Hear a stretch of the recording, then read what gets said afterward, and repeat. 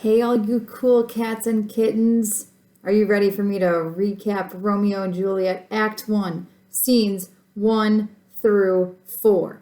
You turn those in today because today is Wednesday, April 8th. You had a reading guide. I know this reading guide might seem tedious, but it really is supposed to actually help you look for these important moments, these important parts in the story.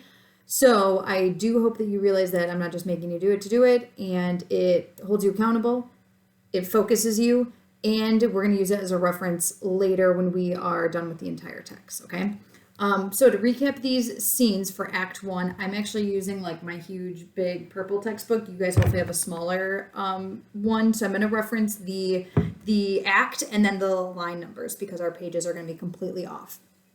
So I'm looking at Act 1. Scene 1, we started with Samson and Gregory, and they got into a little tiff, or as they call it, a quarrel. Hopefully you used one of our reading strategies of thinking of synonyms and looking for repetition of word. The word quarrel was thrown back and forth 12 zillion times in just Act 1, Scene 1. So if you look for a synonym of what that meant, or hopefully it was like in your book as one of those little like annotations on the side, a quarrel is basically like a fight. So immediately, Act 1, Scene 1, we open up with a quarrel or a fight. Why does Shakespeare do that? Because he's trying to establish right away the tension of these two families, that there's been an ancient grudge, and not only are the two families involved, but all of Verona is involved. Even though Romeo and Juliet is a tragedy, and yes, it might be a romance, this is really like two gang wars. So immediately, it's a huge fight. It's very different to read the text, and in our stage directions and those parentheses, the italicized parentheses, it will just say, they fight, he falls, blah, blah, blah. But if this was actually staged as a production, as a film or on an actual theater stage, it could be an elaborate choreographed fight scene with very like gruesome blood, all of that great fun like fight sequence stuff. So we just don't know, since we're reading it, what that would look like. But immediately tension is established, conflict, Act 1, Scene 1, the first few pages of the scene. So we start with the quarrel. We also have some tension building around lines 80 of Act 1, Scene 1 when the prince comes in. Remember that the prince, it's not like Prince Charming, it's more like a police officer or something along those lines. And he makes a threat that if there's ever any what does he say? They've had 3 civil brawls, there's been disturbance on the streets, and he actually says, if you ever disturb our streets again, your lives shall pay the forfeit of the peace. So this is line 94. If there's fighting again, then they will be put to death. They will be killed. So now we have another layer of tension added to that. We finally meet Romeo, or we actually have an introduction to Romeo before we even see him, with his father, Lord Montague, and Benvolio are discussing Romeo's recent behavior. And he basically is described as being extremely like depressed. Lord Montague, so Romeo's father, actually says on line 130 that his son, the shady curtains around Aurora's bed, away from light steals home my heavy son, and private in his chamber pens himself, shuts up his windows, locks fair daylight out, and makes himself an artificial night. He's going into his room, he's shutting all the shutters, crawling into bed, and crying, basically. So if that's not emo behavior, I don't know what is. So that's our first introduction to Romeo, of him being described. And then when we actually meet Romeo, he is sad, and he even says, or Benvolio says, what sadness lengthens Romeo's hours? Not having that which having makes them short. In love, out. Of love, out of her favor where I am in love. So Romeo is feeling depressed because he is out of love. He has a crush on someone. They don't have the same feelings towards him. Who is his crush? The good old Rosaline. So this is on Act 1, Scene 1, around line 205.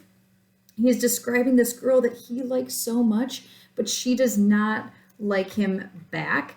But what does he actually like about Rosaline? Well, one of our reading strategies was to look for repetitive words or phrases that are very, very similar.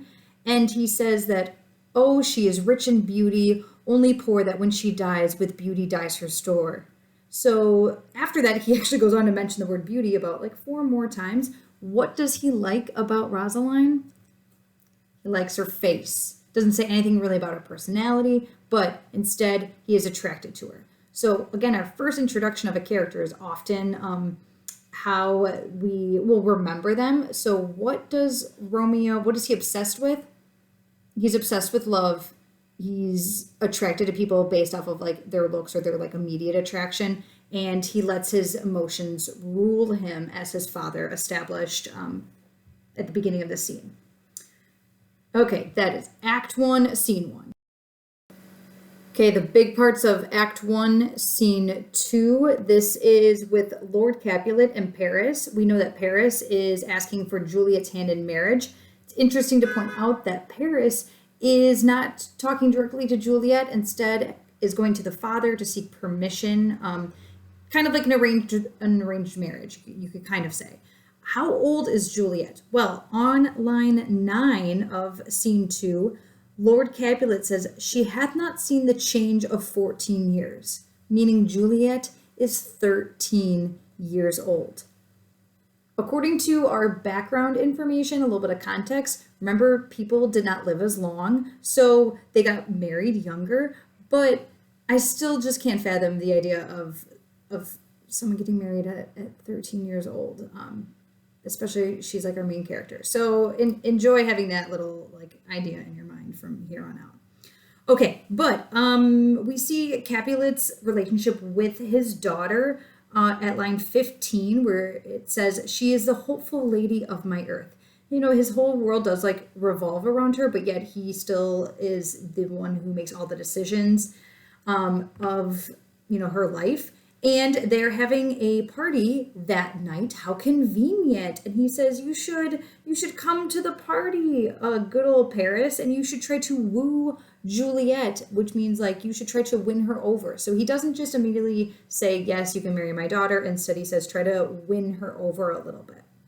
So they're going to be at the party tonight.